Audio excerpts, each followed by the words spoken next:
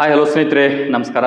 ಇವತ್ತಿನ ದಿನ ಪರಿಶಿಷ್ಟ ಜಾತಿ ಏನು ಒಳ ಮೀಸಲಾತಿಗೆ ಸಂಬಂಧಿಸಿರ್ತಕ್ಕಂಥ ಒಂದಿಷ್ಟು ವಿಚಾರಗಳನ್ನ ಇಲ್ಲಿ ಸುಪ್ರೀಂ ಕೋರ್ಟ್ ಆದೇಶವೇನಂತಕ್ಕಂಥದ್ದು, ಕರ್ನಾಟಕ ಸರ್ಕಾರ ಅಂತಕ್ಕಂಥದ್ದು ಎಲ್ಲಿ ತಪ್ಪನ್ನ ಮಾಡಿದೆ ಅಂತಕ್ಕಂಥದ್ದು, ಈ ವಿಚಾರ ಒಳಗಾಗಿ ಒಂದಿಷ್ಟು ಕಾನೂನಾತ್ಮಕವಾಗಿ ವಿಚಾರಗಳನ್ನ ಇಲ್ಲಿ ಚರ್ಚೆಯನ್ನ ಮಾಡೋಣ.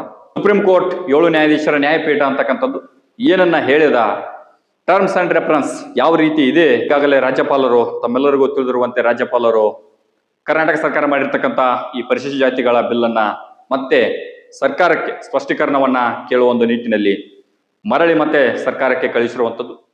ಹಾಗಾದ್ರೆ ಇಲ್ಲಿ ಸುಪ್ರೀಂ ಕೋರ್ಟ್ನ ಟರ್ಮ್ಸ್ ಅಂಡ್ ರೆಫರೆನ್ಸ್ ಏನಾಗಿತ್ತು? 7 ಸದಸ್ಯರ ನ್ಯಾಯಪೀಠ ನೀಡಿರ್ತಕ್ಕಂಥ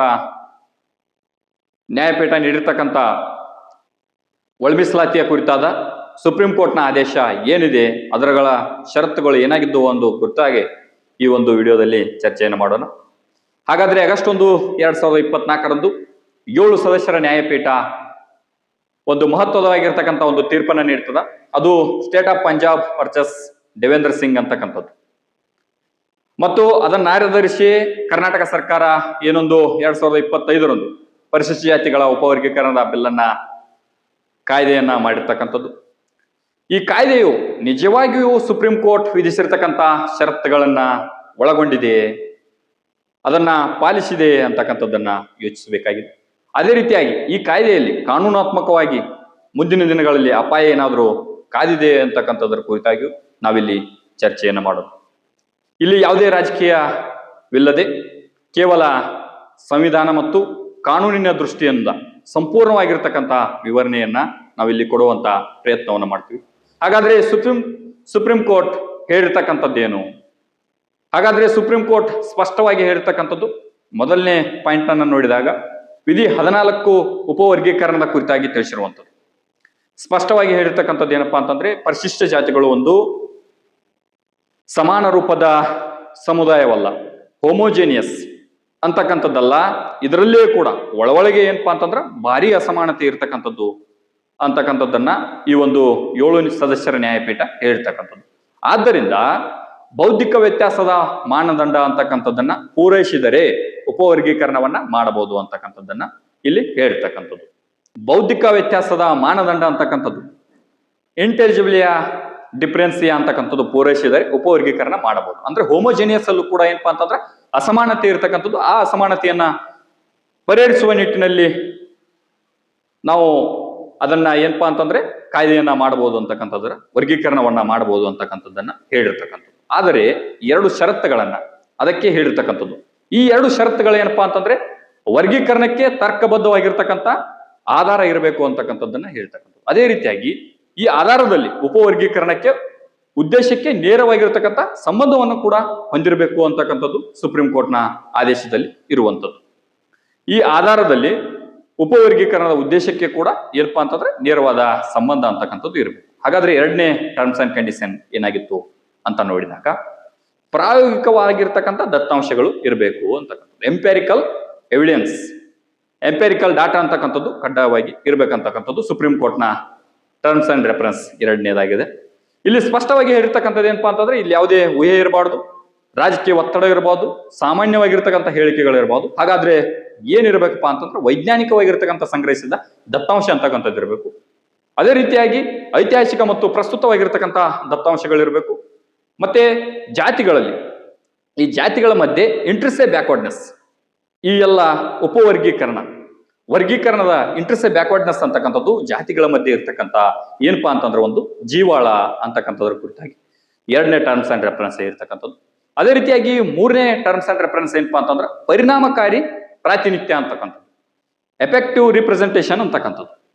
ಇಲ್ಲಿ ಸುಪ್ರೀಂ ಕೋರ್ಟ್ ಹೇಳಿರ್ತಕ್ಕಂಥದ್ದು ಏನಪ್ಪಾ ಅಂತಂದ್ರೆ ಕೆಳಹಂತದ ಹುದ್ದೆಗಳು, ಕೇವಲ ಕೆಳಹಂತದ ಹುದ್ದೆಗಳಲ್ಲಿ ಮಾತ್ರ ಏನಪ್ಪಾ ಅಂತಂದ್ರೆ ಕೆಲಸ ಸಮಾನತೆ ಅಂತಕ್ಕಂಥದ್ದು ಇರಬಾರ್ದು. ಅದು ಎ ಮತ್ತು ಬಿ ದರ್ಜೆಯಲ್ಲಿರ್ತಕ್ಕಂಥ ಹುದ್ದೆಗಳಲ್ಲೂ ಕೂಡ ಸಮಾನತೆ ಇರಬೇಕಂತಕ್ಕಂಥದ್ದನ್ನ ಪ್ರಾತಿನಿಧ್ಯದ ಕುರಿತಾಗಿ ಹೇಳ್ತಕ್ಕಂಥದ್ದು. ಅದೇ ರೀತಿಯಾಗಿ ನಿರ್ಧಾರ ಮಾಡುವಂತಹ ಸ್ಥಾನಗಳು, ಉನ್ನತ ಹುದ್ದೆಗಳಲ್ಲಿ ಕೂಡ ಏನಪ್ಪಾ ಅಂತಂದ್ರೆ ಪ್ರಾತಿನಿಧ್ಯ ಅಂತಕ್ಕಂಥದ್ದು ಇರಬೇಕು ಅಂತಕ್ಕಂಥದ್ದು. ಪ್ರಾತಿನಿಧ್ಯ ಇಲ್ಲದಿದ್ದರೆ ಅದು ನಿಜವಾಗಿಯೂ ಸಾಮಾಜಿಕ ನ್ಯಾಯವಲ್ಲ ಅಂತಕ್ಕಂಥದ್ದನ್ನು ಕೂಡ ಈ ಒಂದು ಸುಪ್ರೀಂ ಕೋರ್ಟ್ನ ಟರ್ಮ್ಸ್ ಅಂಡ್ ರೆಫರೆನ್ಸ್ 3ನೇದು ತಿಳಿಸಿರುವಂಥದ್ದು. ಅದೇ ರೀತಿಯಾಗಿ ಟರ್ಮ್ಸ್ ಅಂಡ್ ರೆಫರೆನ್ಸ್ 4ನೇದು ಏನಪ್ಪಾ ಅಂತಂದ್ರೆ ಸಾಂವಿಧಾನಿಕ ಅವಶ್ಯಕತೆ ಅಂತಕ್ಕಂಥದ್ದು. 4ನೇ ಒಂದು ಟರ್ಮ್ಸ್ ಅಂಡ್ ರೆಫರೆನ್ಸ್ ಏನಪ್ಪಾ ಅಂದ್ರೆ ಸಾಂವಿಧಾನಿಕ ಅವಶ್ಯಕತೆ ಅಂತಕ್ಕಂಥದ್ದು. ಈ ಕೋರ್ಟ್ ಇಂದಿರಾಸಾಹಿನಿ ಪ್ರಕರಣದ ತೀರ್ಪನ್ನ ಉಲ್ಲೇಖಿಸಿ ಏನಪ್ಪಾ ಅಂತ ಹೇಳಿರ್ತಕ್ಕಂಥದ್ದು ಏನಪ್ಪಾ ಅಂತಂದ್ರೆ, ಒಳಗೆ ಭಾರಿ ವ್ಯತ್ಯಾಸ ಇರ್ತಕ್ಕಂಥ ಇದ್ದಾಗ, ಒಂದು ಹೋಮೋಜಿನಿಯಸ್ ಅಲ್ಲಿ ಭಾರಿ ಅಸಮಾನತೆ ಇದ್ದಾಗ ಉಪವರ್ಗೀಕರಣ ಮಾಡುವುದು ಸರ್ಕಾರದ ಆಯ್ಕೆ ಅಲ್ಲ, ಇದು ಸಂವಿಧಾನಾತ್ಮಕ ಕರ್ತವ್ಯ ಅಂತಕ್ಕಂಥದ್ದು ಏನಪ್ಪಾ ಅಂತಂದ್ರೆ ಸುಪ್ರೀಂ ಕೋರ್ಟ್ನ ಟರ್ಮ್ಸ್ ಅಂಡ್ ರೆಫರೆನ್ಸ್ 4 ಇರ್ತಕ್ಕಂಥದ್ದು. ಹಾಗಾದ್ರೆ ಇದು ಸರ್ಕಾರದ ಆಯ್ಕೆ ಅಲ್ಲ, ಇದು ಸಂವಿಧಾನಾತ್ಮಕ ಕರ್ತವ್ಯ. ಅದೇ ರೀತಿಯಾಗಿ ಟರ್ಮ್ಸ್ ಅಂಡ್ ರೆಫರೆನ್ಸ್ 5ನೇದು ಏನ್ ಹೇಳಿತ್ತಪ್ಪ ಅಂತಂದ್ರ ನ್ಯಾಯಾಂಗ ವಿಮರ್ಶೆ ಅಂತಕ್ಕಂಥದ್ದು. ಟರ್ಮ್ಸ್ ಅಂಡ್ ರೆಫರೆನ್ಸ್ ಸುಪ್ರೀಂ ಕೋರ್ಟ್ನ 7 ಸದಸ್ಯರ ನ್ಯಾಯಪೀಠ ಹೇಳಿರ್ತಕ್ಕಂಥದ್ದು ಏನಪ್ಪಾ ಅಂತಂದ್ರೆ, ಸುಪ್ರೀಂ ಕೋರ್ಟ್ ಸ್ಪಷ್ಟವಾದ ಎಚ್ಚರಿಕೆಯನ್ನ ನೀಡಿರ್ತಕ್ಕಂಥದ್ದು ಏನಪ್ಪಾ ಅಂದ್ರೆ, ಉಪವರ್ಗೀಕರಣಕ್ಕೆ ಸಂಬಂಧಿಸಿರ್ತಕ್ಕಂಥ ಯಾವುದೇ ಕಾಯ್ದೆ ಅಂತಕ್ಕಂಥದ್ದು ನ್ಯಾಯಾಲಯದ ಪರಿಶೀಲನೆಗೆ ಒಳಪಡುವಂಥದ್ದು. ಅದೇ ರೀತಿಯಾಗಿ ಷರತ್ತು ಪೂರೈಸದಿದ್ದರೆ ರದ್ದಾಗಬಹುದು ಕೂಡ ಅಂತ ಏನಪ್ಪಾ ಅಂತಂದ್ರ ಸುಪ್ರೀಂ ಕೋರ್ಟ್ನ 5ನೇ ಟರ್ಮ್ಸ್ ಅಂಡ್ ರೆಫರೆನ್ಸ್ ಅಲ್ಲಿ ತಿಳಿಸಿರುವಂಥದ್ದು. ಕರ್ನಾಟಕ ಸರ್ಕಾರ ಮಾಡಿರ್ತಕ್ಕಂಥದ್ದು ಏನು ಎಂಬುದರ ಕುರಿತಾಗಿ ವಿಚಾರಗಳನ್ನ ತಿಳ್ಕೊಳ್ತಾ ಹೋದಾಗ, ಎಚ್.ಎನ್. ನಾಗಮೋಹನ್ ಅವರ ಸಮಿತಿ ಈಗಾಗಲೇ ಏನಪ್ಪಾ ಅಂತಂದ್ರ ವರದಿಯನ್ನ ನೀಡಿರ್ತಕ್ಕಂಥದ್ದು. ಅಲ್ಲಿ 101 ಜಾತಿಗಳ ಪರಿಶಿಷ್ಟ ಜಾತಿಗಳ ಉಪವರ್ಗೀಕರಣವನ್ನು ಕೂಡ ಮಾಡಿರ್ತಕ್ಕಂಥದ್ದು. 25 ಆಗಸ್ಟ್ 2025 ಸರ್ಕಾರ ಆದೇಶವೂ ಕೂಡ ಆಗಿರ್ತಕ್ಕಂಥದ್ದು. ಈಗ ಅದನ್ನೇ ಕಡ್ಡಾಯವಾಗಿ ಒಂದು ಪರಿವರ್ತಿಸುವ ಪ್ರಯತ್ನ ಆದರೆ, ಈಗ ಅದೇ ಕಾಯ್ದೆಯನ್ನ ಪರಿವರ್ತಿಸುವ ಪ್ರಯತ್ನ ಆದರೆ ಇಲ್ಲಿ ಗಂಭೀರವಾಗಿರ್ತಕ್ಕಂಥ ಕಾನೂನು ತೊಡಕುಗಳನ್ನ ನಾವು ನೋಡಬಹುದಾಗಿದೆ. ಈ ಕಾಯ್ದೆ ಅಂತಕ್ಕಂಥದ್ದು ಆಯ್ತು. ಆ ಕಾಯ್ದೆಯಲ್ಲಿ ಎಚ್.ಎನ್. ನಾಗಮೋಹನ್ ಅವರ ವರದಿಯನ್ನ ತಮ್ಮ ಅನುಕೂಲಕ್ಕೆ ತಕ್ಕಂತೆ ಏನೊಂದು ರಾಜಕೀಯ ಒತ್ತಡಕ್ಕೆ ಮಣಿದು ಅಥವಾ ಇನ್ನಿತರ ಚಟುವಟಿಕೆಗಳಿಗೆ ಆ ಒಂದು ತಮಗೆ ಅನುಕೂಲವಾಗುವ ರೀತಿಯಲ್ಲಿ ಪರಿವರ್ತಿಸಿ ಏನೊಂದು 25 ಆಗಸ್ಟ್ 2025 ಎಚ್.ಎನ್. ನಾಗಮೋಹನ್ ಅವರ ಸರ್ಕಾರ ಆದೇಶವನ್ನ ಅಳವಡಿಸಿಕೊಂಡಿತ್ತು.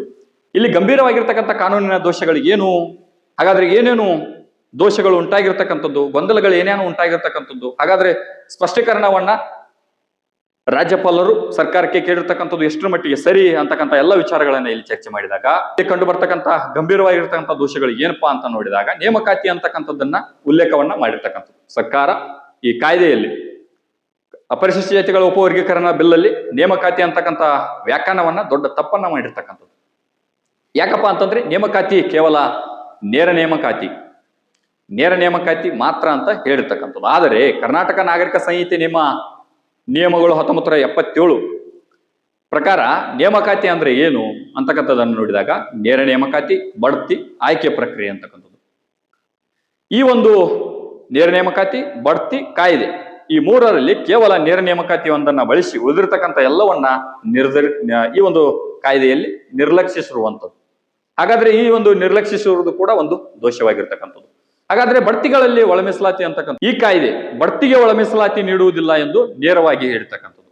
ಬಡ್ತಿಗೆ ಏನಪ್ಪಾ ಅಂತಂದ್ರೆ 0.5%, 50% ಹೆಂಗಿರುತ್ತದ, ಒಂದು 100% ಹುದ್ದೆಗಳನ್ನ ಕರೆದಾಗ 50% ನೇರ ನೇಮಕಾತಿಯನ್ನ ಮಾಡ್ಕೊಂಡು ಇನ್ನುಳಿದ 50% ಅನ್ನ ಬಡ್ತಿ ಮೂಲಕ ನೇಮಕಾತಿಗಳನ್ನ ಮಾಡುವಂಥದ್ದು ಈ ಒಂದು ನೇಮಕಾತಿಯಲ್ಲಿ 1977 ಸಂಹಿತೆಯಲ್ಲಿ ನಾವು ನೋಡುವಂಥದ್ದು.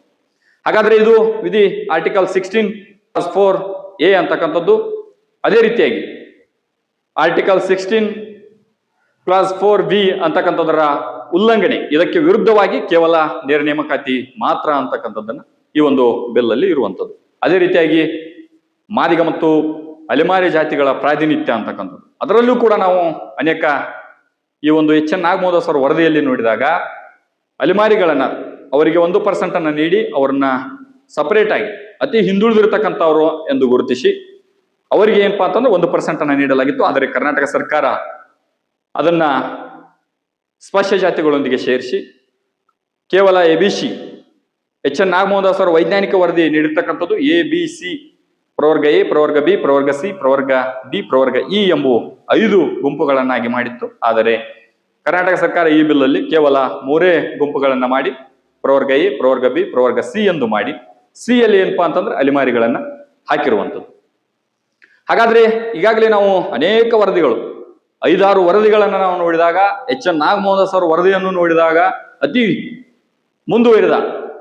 ಮುಂದುವರೆದಿರ್ತಕ್ಕಂಥ ಜಾತಿಗಳೊಂದಿಗೆ ಆ ಒಂದು ಅಲೆಮಾರಿಯನ್ನು ಸೇರಿಸಿರುವುದು ಕೂಡ ಏನಪ್ಪಾ ಅಂತಂದ್ರ ಇಲ್ಲಿ ಒಂದು ದೋಷ ಅಂತಕ್ಕಂಥದ್ದು.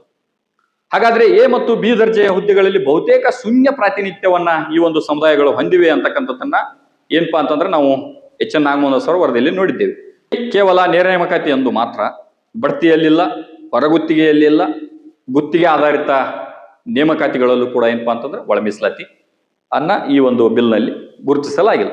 ಹಾಗಾದ್ರೆ ಸುಪ್ರೀಂ ಕೋರ್ಟ್ ಹೇಳ್ತಕ್ಕಂಥದ್ದೇನು, ಎಫೆಕ್ಟಿವ್ಲಿ ರಿಪ್ರೆಸೆಂಟೇಷನ್ಗೆ ಹೇಗೆ ವಿರುದ್ಧ ಅಂತಕ್ಕಂಥದ್ದನ್ನು ನೋಡಿದಾಗ ರಾಜಕೀಯ ಪ್ರಾತಿನಿಧ್ಯದ ಕುರಿತಾಗಿ ಸಂಪೂರ್ಣವಾಗಿರ್ತಕ್ಕಂಥ ಈ ಒಂದು ಬಿಲ್ನಲ್ಲಿ ಮೌನವನ್ನು ವಹಿಸಲಾಗಿದೆ.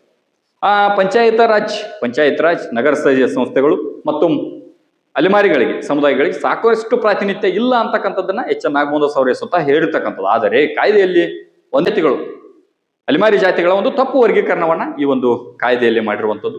ಅತ್ಯಂತ ಹಿಂದುಳಿದಿರತಕ್ಕಂಥ 63 ಅಲೆಮಾರಿ ಜಾತಿಗಳನ್ನ ಮೇಲ್ವರ್ಗದ ಸ್ಪರ್ಶ ಜಾತಿಗಳ ಜೊತೆ ಸೇರಿಸಿರ್ತಕ್ಕಂಥದ್ದು ಏನಪ್ಪಾ ಅಂತಂದ್ರೆ ಇದು ಒಂದು ಕೂಡ ದೋಷ ಅಂತಕ್ಕಂಥದ್ದು ಈ ಒಂದು ಕಾಯ್ದೆಯಲ್ಲಿ ಇರುವಂಥದ್ದು.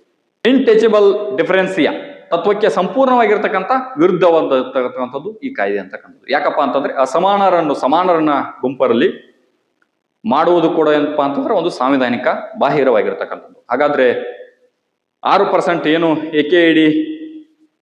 AKAD A ಅಂತಕ್ಕಂಥ ಗುಂಪುಗಳು ಈಗಾಗಲೇ ಸಾಕಷ್ಟು ಮುಂದುವರಿದ ಗುಂಪುಗಳಂತ ಹೇಳಿಕೆಯಿಂದ ಎಚ್.ಎನ್. ನಾಗಮೋಹನ್ ಅವರ ವರದಿಯಲ್ಲೇ ಕೂಡ ಸಾಕಷ್ಟು ವಿಚಾರಗಳನ್ನ ತಾವು ನೋಡಬಹುದಾಗಿದೆ. ಅದರಲ್ಲೂ ಕೂಡ ಬಲಗೈ ಮತ್ತು ಎಡಗೈ ಎರಡರಲ್ಲೂ ಕೂಡ ಏನಪ್ಪಾ ಅಂತಂದ್ರೆ AKAD ಇರ್ತಕ್ಕಂಥವ್ರು ಏನು ಪ್ರಮಾಣ ಪತ್ರಗಳನ್ನ ಪಡೆಯಬಹುದು ಅಂತಕ್ಕಂಥದ್ದು ಇದು ತಪ್ಪು ಹಾಗೂ ದೋಷಪೂರಿತವಾಗಿರ್ತಕ್ಕಂಥದ್ದು. ಇವರಿಗೆ ಆಯ್ಕೆ A ಮತ್ತು B ಆಯ್ಕೆ ಅವಕಾಶ ಅಂತಕ್ಕಂಥದ್ದು ಮುಂದುವರಿದು ಯಾವುದೇ ಒಂದು A ಅಥವಾ B ಅಲ್ಲಿ ತಾವು ಲಾಭವನ್ನ ಪಡೆದುಕೊಳ್ಳಬಹುದು ಅಂತಕ್ಕಂಥದ್ದು ಕುರಿತಾಗಿ ಹೇಳ್ತಕ್ಕಂಥದ್ದು ಇದು ಕೂಡ ಒಂದು ದೋಷಪೂರ್ವವಾಗಿರ್ತಕ್ಕಂಥದ್ದು.